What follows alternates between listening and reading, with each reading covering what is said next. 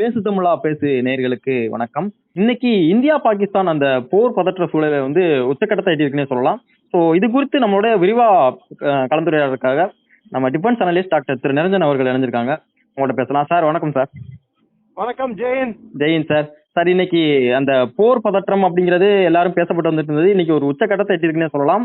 ஒரு அடுத்த கட்ட நகர்வு நோக்கி நகர்ந்திருக்கு. கராச்சி முழுவதுமே வந்து அந்த துறைமுகம் முழுவதும் பத்தி எரியுது அப்படின்லாம் சொல்லப்படுது. ஸோ இதை பற்றி உங்களுடைய பார்வை என்ன? போர் உச்சகட்டம் இல்லைங்க, போரே 3 இருக்கு. Okay sir. அவர்கள் நேத்து 15 இடங்களை தாக்கினார்கள். அதுக்கப்புறம் நம்ம 25 இடத்தை தாக்கணும். அதுக்கப்புறம் பதில் தாக்குதல் 2 பேரும் ஈடுபட்ட அப்புறம் இன்னைக்கு மாலை வந்து இந்தியாவோட வெளியுறவுத்துறை செயலாளரும் நேற்று பிரஸ் பிரீஃபிங் கொடுத்த விங் கமாண்டர் வியோமிகா சிங்கும் கர்னல் குரேஷியும் அவர்களும் 2 பேரும் வந்து பிரீஃபிங் கொடுத்தாங்க. என்ன மாதிரியான தாக்குதல்கள் பாகிஸ்தான் செய்தார்கள், அதற்கு எதிர் தாக்குதல் எப்படி செய்தோம் என்று. 15 இடங்களில் தாக்குதல் செய்தார்கள். எல்லா தாக்குதல்களும் நம் S-400 ballistic missile defence system, Sudarshan Chakra என்ற சிஸ்டம் மூலம் எல்லாமே முறியடிக்கப்பட்டுள்ளன. அதே சமயத்தில் 6 இடங்களில் நேற்று இரவு முதல் குப்வாரா, மாச்சில், மெண்டர், ரஜோரி, பூஞ்ச் இந்த இடங்களில் எல்லாம் ஜம்மு பகுதிகளில் அவங்க வந்து ஆர்ட்லரி, அதாவது பீரங்கி தாக்குதல்கள்ல ஈடுபட்டு 16 பேர் கொல்லப்பட்டனர். அதில் 3 குழந்தைகள், 5 பெண்கள் உட்பட. சோ இதெல்லாம் அவங்க சொல்லி முடித்த பிற்பாடு பாகிஸ்தானோட நடத்தை எப்படி இருக்கிறது, அவர்கள் நிஜமாவே வந்து அமைதியை நாடுகிறார்களா, இல்ல அது ஒரு தீவிரவாதிகளை சப்போர்ட் செய்யும் நாடா என்று அவர் விரிவாக இந்தியாவோட வெளித்துறை செயலாளரானவர் விளக்கினார். சோ அதெல்லாம் ஒரு பக்கம் இருக்க, மாலை 9 மணி அளவில் பாகிஸ்தான் மறுபடியும் இந்தியாவை தாக்க சில விஷயங்களை அவர்கள் கையில் எடுத்தார்கள். ஜம்மு பகுதிகளில் ஜம்முவை குறிவைத்து, ஜம்மு நகரத்தையே குறிவைத்து முதலில் தாக்குதல் ஆனது தொடங்கியது. அதற்கப்புறம் பஞ்சாப் நகரம், லுதியானா, அப்படியே பரவலா மொத்த இன்டர்நேஷனல் பார்டர் குஜராத் வரை, கட்ச் வரை பல்வேறு பகுதிகளில் குஜராத், ராஜஸ்தான், பஞ்சாப், ஜம்மு எல்லா இடத்திலையும் தாக்குதல்கள். கிஷ்துவார், காஷ்மீரில் இருக்கும் கிஷ்துவார் முக்கியமான டிஸ்ட்ரிக்ட் என்று கருதப்படுவது. ஏன்னா ஒரு காலத்தில் அதிகபட்ச தீவிரவாதிகளின் எண்ணிக்கை இருந்தது கிஷ்துவாரில் இருந்துதான். அந்த இடத்தையும் தாக்குதல் நடந்தது. சோ இந்தியா வந்து முழு பிளாக் அவுட், அதாவது மின் விளக்குகள் வந்து கட் செய்யப்பட்டிருக்கு. நம்ம பொற்கோயில் கூட சொல்லலாம். பொற்கோயில் வந்து இது வரைக்கும் மின் விளக்குகள் அணைக்கப்படாத ஒரு இடம். இப்போ அந்த பொற்கோயிலேயே வந்து மின் விளக்குகள் அணைக்கப்பட்டிருக்கு. இது வந்து ஒரு டோட்டலாவே இது வந்து ஏவுகணை போராக, ஏவுகணை மற்றும் ட்ரோன் போராக மாறி இருக்கு. ஆனால் இதில் நம்ம பார்க்க வேண்டியது என்னவென்றால், பாகிஸ்தான் அனுப்பிய ஒரு ஏவுகணையும், பாகிஸ்தான் அனுப்பிய ஒரு ட்ரோனும் அதன் இலக்கை எட்டவில்லை. வேணுமென்றால் ஒரு இடத்துலயோ என்னவோ, அது ஜம்முல நினைக்கிறேன் ஒரு இடத்துல மாத்திரம் அது தாக்கி இருக்கு. அது நம்மளோட அரண்களை மீறி அதோட இலக்கை எட்டியுள்ளது. அதை தவிர்த்து பல இடங்கள் அது தாக்கப்பட்டுள்ளது. இதற்கு பதிலடி கொடுக்கும் விதமாக இந்திய ராணுவம் நௌஷேரா செக்டாரிலும் அந்த பக்கம் POK நோக்கி நீலம் வேலி, லஷ்கர் -e தொய்பா, ஜெய்ஷே முகமது போன்ற அமைப்புகளின் புகலிடமாக விளங்கும் அதிகபட்சம் கேம்புகள், தீவிரவாத கேம்புகளை உள்ளடக்கிய பகுதியாக கருதப்படும் நீலம் வேலியை நோக்கி மிகப்பெரிய அளவில் தாக்குதலில் ஈடுபட்டுள்ளது. அதே சமயத்தில் இந்திய கப்பல் படை, இந்திய விமானப்படை பாகிஸ்தான் விமானப்படைக்கு பதிலடி கொடுக்கும் வண்ணம் ஜெய்சல்மர்ல ஒரு F-16 பிளேன் உள்ளே நுழைந்து அதை நாம் தகர்த்துள்ளோம். ஜம்மு பகுதியில் 2 J-17 சைனாவோட விமானம் அது உள்ளே நுழைந்து அதை தகர்த்துள்ளோம். அதில் ஒரு பைலட் நம்மிடம் பிடிபட்டுள்ளார், பாகிஸ்தானி பைலட். அவர் போர்க்கைதியாக, முதல் போர்க்கைதி இந்தியாவிடம் பிடிபட்டுள்ளார் இந்த போரில். Okay sir. இப்போ இதுல குறிப்பா முக்கியமான விஷயமா நம்ம என்ன பார்க்க போறோம் அப்படின்னா, பாகிஸ்தான்ல இருக்க அந்த சீஃப் ஆர்மி ஜெனரலான ஆசிம் முனீர் வந்து மாற்றப்படுவார் அப்படிங்கிற தகவலும் வெளிவருது. இதை எப்படி பாக்குறீங்க? இந்த ஆசிம் முனீர் மாற்றப்பட்டார் அப்படின்னா இந்த சண்டை, இந்த தாக்குதல் அப்படிங்கிறது அடுத்த கட்ட நகரம் நோக்கி நகருமா? அதாவது பாகிஸ்தான் என்ன பொறுத்த வரைக்கும் தேர் என்ன பிரேக் நெக் ஸ்பீட் அப்படின்னுவாங்க. ஏதோ சாதிக்கணும்ன்ற ஒரு கண்ணோட்டத்துல அவங்க இந்த சண்டை நிறுத்தத்துக்கு முன்னாடி இந்த சண்டை நிறுத்தத்தை அவர்களும் ஏதோ சாதித்தார்கள் என்று காட்டிக்கொள்வதற்காக சில வேலைகள் செய்கிறார்களோ என்று ஒரு ஐயம் எனக்கு தோன்றுகிறது. அதே சமயத்தில் இன்னொரு விஷயம் என்னன்னா, டாக்டிக்கலா அவங்களுக்கு என்ன அட்வான்டேஜ் இருக்கோ, எந்த பகுதிகளில் அவங்களுக்கு வந்து கை ஓங்குற மாதிரி இருக்கோ அந்த இடத்துல அவங்க தாக்க பாக்குறாங்க. இந்தியாவோட கை எங்க ஓங்கி இருக்கோ அங்க நம்ம தாக்குவோம் என்று அவர்கள் எதிர்பார்க்கிறார்கள்.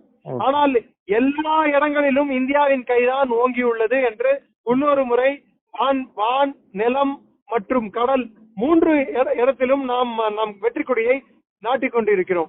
Okay sir. இப்போ பாகிஸ்தான் தாக்குறாங்க அப்படிங்கிற பட்சத்துல, அவங்க தாக்குதல் நடத்தப்படுது அப்படிங்கிற பட்சத்துல அவங்களுடைய இலக்கு என்னவா இருக்கும்? இந்திய பகுதியில எந்த பகுதியை நோக்கி அவங்களுடைய தாக்குதல் வந்து ரொம்ப தீவிரமா முன்னெடுக்கப்படும் சார்? ஜம்மு காஷ்மீர் பகுதிகளில், குறிப்பிட்டு பிஓகே பகுதிகளில், ஜம்மு பகுதிகளில் நோக்கி அதிகமான தாக்குதல்கள் அவங்க நடத்துவாங்க. அப்போ நம்ம பிஓகே ஒருவேளை நம்ம படைகள் வந்து முன்னேறும், அவர்கள் எல்லைக்குள் நகரும், அவர்களின் நிலப்பரப்பில் நாம் கால் வைக்க பட்சத்தில் இந்த போருக்கு தொடங்கியது, இந்த போரை அடுத்த கட்டத்துக்கு நகர்த்தி சென்றது இந்தியா தான் என்று இந்தியா மீது பழி போடுவதற்கு அவர்களுக்கு ஒரு காரண காரியம் கிடைக்கும் என்று பாகிஸ்தான் எதிர்பார்த்து கொண்டிருக்கிறது. அதே சமயத்தில் இந்தியாவில் எந்த இடத்தில் நமது இந்த S4 இந்த பாலிஸ்டிக் மிசைல் டிஃபென்ஸ் சிஸ்டம் நம் அரண் அந்த இந்த அவர்கள் ஏவுகணை ட்ரோன்களை தகர்க்கும் அந்த அரண் நம்ம அமைச்சிருக்கோம் பாத்தீங்களா, அது எந்த இடத்துல வீக்கா இருக்குன்னு சொல்லிட்டு பல இடங்கள்ல அவங்க டெஸ்ட் பண்ணிருக்காங்க. பல இடங்கள்ல அவங்க தோல்வி முற்றுள்ளார்கள். ஆனால் நம் பதில் தாக்குதலை அவர்கள் எதிர்பாராத விதமாக அவர்களின் முக்கியமான நகரங்களை நோக்கி நாம் பதில் தாக்குதல்கள் செய்துள்ளோம். குறிப்பிட்டு சொல்ல வேண்டும் என்றால் நவாஸ் ஷெரீஃபோட வீட்டுக்கு மிக அருகில் குண்டுமலை பொழிந்துள்ளோம். பாகிஸ்தான் பிரதமரின் வீட்டு மீதே குண்டுமலை பொழிந்துள்ளோம். பாகிஸ்தான் பிரதமர் அப்புறப்படுத்தப்பட்டுள்ளார் அவர் வீட்டில் இருந்து. இதே சமயத்தில் கராச்சி மீது குண்டுமலை பொழிந்துள்ளோம். கராச்சி ஹார்பரை நோக்கி நாம் தாக்குதல் மேற்கொண்டிருக்கிறோம். கராச்சி ஹார்பர் பல இடங்களில் நெருப்பு கொழுந்துவிட்டு எரிகிறது என்று பல தகவல்கள் நமக்கு சொல்கின்றன. இதே சமயத்தில் மற்ற விஷயங்களை நாம் உற்று கவனித்து பார்த்தால் பெஷாவரையும் நாம் தாக்கியுள்ளோம். பாகிஸ்தானில் முக்கியமான நகரங்கள் எதையும் நாம் விட்டு வைக்கவில்லை. விட்டு வைத்து இருந்தால் குவெட்டா நகரத்தை மட்டும்தான் நாம் விட்டு வைத்திருப்போம் என்று நினைக்கிறேன். சியால்கோட்டை தாக்கியுள்ளோம். பரவலாக எல்லை முழுவதும், அதாவது காஷ்மீர் முதல் குஜராத் வரை மொத்த எல்லை பகுதிகளிலும் இது போர் ஆனது மூண்டிருக்கிறது. நௌஷேரா செக்டாரில் பாகிஸ்தான் ராணுவம் ஜம்மு பகுதியில், நௌஷேரா செக்டார் என்றது ஒரு முக்கியமான செக்டார், அந்த செக்டாரில் பாகிஸ்தான் ராணுவம் மொத்த பங்கர்கள், அவர்களின் படைகள் எல்லாம் வந்து அவர்கள் இடத்தை விட்டே ஓடி இருக்கிறார்கள். நமது தாக்குதலானது மிக கடுமையாகவும் அதிக வீரியத்திலும் இருக்கிறது என்று தெரிவிக்கப்பட்டுள்ளது. இந்நிலையில் US செக்ரட்டரி ஆஃப் ஸ்டேட் அவர் இந்திய வெளியுறவுத்துறை அமைச்சருடன் தொடர்பு கொண்டுள்ளார். அதே சமயத்தில் இன்னொரு பக்கம் சவுதியின் வெளியுறவுத்துறை அமைச்சர் நாளை பாகிஸ்தான் விரைவார் என்று எதிர்பார்க்கப்படுகிறது. என்ன காரணம் சார்? எதனால வந்து சவுதி அரேபியாவுடைய அந்த அமைச்சர் வந்து அங்க போறாரு? அப்படி ஒருவேளை அமெரிக்கா வந்து சவுதி அரேபியா கேட்டுக்கொண்டதற்கு பேரில் சவுதி அரேபியா பாகிஸ்தானை இதை நிறுத்த சொல்வதற்காக செல்கிறார்களா என்னவென்று தெரியவில்லை. அதே சமயத்தில் US செக்ரட்டரி ஆஃப் ஸ்டேட் வந்து மார்க் பாம்பியோ அவர்களுக்கு போன் போட்டு, அதாவது பாகிஸ்தானுக்கு போன் போட்டு அவர்கள் மார்க் ரூபியோ அவர் என்ன சொல்லி இருக்கிறார் என்றால், நீங்கள் முதலில் உங்கள் தீவிரவாத குழுக்களை முற்றிலும் அப்புறப்படுத்தவும் அதை தகர்க்கவும் அப்படின்னு சொல்லிட்டு கிட்டத்தட்ட உத்தரவு போல் பிறப்பித்துள்ளார். Okay sir. ஓகே, இது அமெரிக்க வெளியுறவு தூதர். Okay sir. இப்போ Pakistan foreign minister. Okay, Pakistan வந்து ஒரு அவசர கதியில நடத்தப்பட்ட இந்த தாக்குதலா பார்க்கப்படுறீங்களா இத? கிட்டத்தட்ட இத பாகிஸ்தான் வந்து ஏதோ சாதிக்கணும், ஏன்னா அவங்களுக்கு வந்து ஒரு இலக்கு கொடுத்திருப்பாங்க, இந்த நாளைக்குள்ள இதை நீ முடிச்சுக்கணும்னு சொல்லியிருப்பாங்க. இல்ல ஏதாவது ஒண்ணு பண்ணா மாத்திரம்தான் நம்மளுக்கு வந்து இந்தியா பாகிஸ்தான். ஏன்னா இன்னைக்கு சாயங்காலம் ஒரு விஷயம் நம்ம எல்லாருக்குமே பரவலா செய்திகள்ல வெளிவந்தது. இந்திய பாதுகாப்பு ஆலோசகரும் பாகிஸ்தான் பாதுகாப்பு ஆலோசகரும் டிஜி ஐஎஸ்ஐயின் டிஜி டைரக்டர் ஜெனரலுமான மாலிக் க்கும் நமது பாதுகாப்பு ஆலோசகர் தோலுக்கும் பேச்சுவார்த்தை நடந்ததாக அதிகாரப்பூர்வமாக பாகிஸ்தானின் அமைச்சரை தெரிவித்திருந்தார். அதே போல் நாளை பாகிஸ்தான் IMF இடம் $7.5 பில்லியன் லோனுக்காக கையேந்தி செல்லும் நாள் வந்துவிட்டது.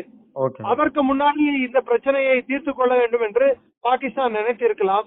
அது அவர்களுக்கு சாதகமாக இல்ல அல்லது அவர்கள் தோற்காத வண்ணம் ஏதோ ஒரு இழுபறியான ஒரு போராக இது முடிய வேண்டும், ஒரு பிரச்சனையாக முடிய வேண்டும் என்று பாகிஸ்தான் எதிர்பார்த்திருப்பார்கள். ஆனால் இந்தியாவின் அவர் தாக்குதல் எதிர்கொண்ட விதமும் தகர்த்த விதமும் பதில் தாக்குதல் கொடுத்த விதத்தையும் பாகிஸ்தான் எதிர்பார்த்திருக்க மாட்டார்கள் என்றுதான் நான் நம்புகிறேன். Okay sir. ஓகே, இப்போ இறுதியா ஒரு கேள்வி என்ன எழுது அப்படின்னா, இது போர் என்று அறிவிக்கப்படலை அப்படின்னாலுமே இது வந்து நம்ம போராதான் பாக்குறோம். ஏன்னா நிறைய ட்ரோன் தாக்குதலா இருக்கட்டும், இப்போ எல்லா இடத்துலயுமே மின்விளக்குகள் அணைக்கப்பட்டதா இருக்கட்டும், இதனுடைய அடுத்த கட்ட நகர்வு என்னவா சார் இருக்கும்? அடுத்த கட்ட நகர்வு இதுவரைக்கும் எனக்கு தெரிந்து விமானப்படையை அவர்கள் களத்தில் இறக்கி உள்ளார்கள். நம் விமானப்படையும் களத்தில் இறங்கி இருக்கும் என்றுதான் நான் நம்புகிறேன். இதுவரை அதிகாரப்பூர்வமாக எந்த செய்தியும் வரவில்லை. ஆனால் கப்பல் படையும் விமானப்படையும் களத்தில் இறங்கி இருக்கும். அதே இந்த போரானது இதுவரைக்கும் கான்டாக்ட்லெஸ் போர் அப்படின்றதான் நாம் பார்க்க வேண்டும். ஒரு ராணுவமும் சண்டை போட்டால் ஒருத்தரை ஒருத்தர் சுட்டுக் கொள்வதும் நேரடியாக மோதிக்கொள்வதும் இருக்கக்கூடிய போராக இது இல்லாமல் மாறாக வான்வெளியில் ஏவுகணைகளை ஒருத்தர் மீது ஒருத்தர் தாக்கிக் கொண்டு, இது கிட்டத்தட்ட ஈராக் போரில் நடந்த ஒரு காலத்தில் நடந்தது. பாக்தாத் மீது அவர்கள் குண்டுமழை பொழிவதும், இவர்கள் தெஹ்ரான் மீது குண்டுமழை பொழிவதும், பாஸ்ரா மீது அவர்கள் குண்டுமழை பொழிவதும், இவர்கள் மஷாத் மீது குண்டுமழை பொழிவதும், அதை வார் ஆஃப் சிட்டிஸ் என்று சொல்வார்கள். மாற்றி மாற்றி. ஓகே சார், இப்போ நம்ம பேசிட்டு இருக்க டயத்துல கூட ஆர்மி சீஃப் ஜெனரல், அதாவது பாகிஸ்தானுடைய army chief general Asim Munir வந்து அரசு செய்யப்பட்டதாலாம் தகவல் வெளிவருது. ஸோ இதை பத்தி உங்களுடைய பார்வை என்ன சார்? அரசு செய்யப்பட்டார் என்று அதிகாரப்பூர்வமாக யார் கொடுக்கும் தகவல் என்று நம்ம உற்று கவனிக்க வேண்டும். ஓகே. சோ இது ராணுவ கிளர்ச்சி என்றுதான் நாம் கருத வேண்டும் பாகிஸ்தானில். Okay sir. Okay sir. இதை தொடர்ந்து இதை பற்றியான அப்டேட்களை வந்து தொடர்ந்து விவாதிப்போம் சார். இதுவரை எங்களோட வந்து தங்கள் கருத்துக்களை பகிர்ந்தமைக்கு ரொம்ப நன்றி சார். உலக தமிழ் சொந்தங்களுக்கு வணக்கம். நான் ராஜவேல் நாகராஜன். பேசு தமிழா பேசு வலையொலியுடைய வளர்ச்சிக்கு நீங்களும் உறுதுணையாக இருக்கணும்னு நினைச்சீங்கன்னா இந்த வீடியோடைய டிஸ்கிரிப்ஷனில் இருக்கக்கூடிய ரேசர் பே லிங்கை கிளிக் பண்ணுங்கள். அந்த லிங்க்ல போயிட்டு உங்களுக்கு விருப்பமான தொகையை பேசு தமிழா பேசுவனுடைய வளர்ச்சிக்கு உங்களுடைய பங்களிப்பாக நீங்கள் கொடுக்கலாம். நன்றி, வணக்கம்.